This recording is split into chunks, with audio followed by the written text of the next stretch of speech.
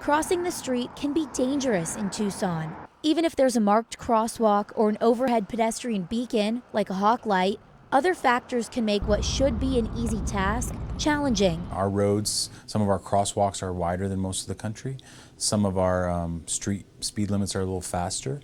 And because of those two reasons, we have to be more attentive to what's really going on. A Governor's Highway Safety Association report ranks Arizona the second deadliest state for pedestrians. But the chief of trauma at Banner UMC says another concern is how many pedestrians are sent to the hospital with injuries. There's no doubt that pedestrian versus car always wins. Since 2014, around 200 pedestrians were sent to the trauma center each year. And when those numbers are combined with bicyclists who are hit by cars, Dr. Bilal Joseph says it averages out to one person per day. I mean, that's if you count every single day. Obviously, some days we get 3 or 4, and some days we don't get any. Let's take a look at the zip codes with the highest number of injuries. 85705 is where the majority of pedestrians are hurt.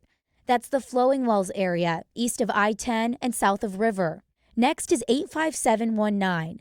This area includes Campbell Avenue from Aviation Highway to River. Part of the University of Arizona and Banner UMC fall in this zip code. One thing that stood out to Dr. Joseph is about a quarter of all pedestrians were intoxicated, and another quarter were under the influence of illegal drugs. You could say it the opposite way, where 3/4 of the people were not intoxicated or on any illicit drug use. So this is like, people who are alert and there and should be paying attention to what their surroundings. Dr. Joseph says the pedestrians who are sent to the trauma center often have head injuries and broken bones. So depending on how tall or how short the person is, where that bumper impacts them is where you're going to see the fractures.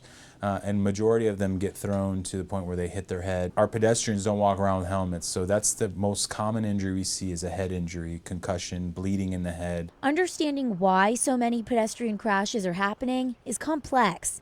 Whether you're in a car, on foot, or on a bike, it's up to all of us to pay attention to our surroundings.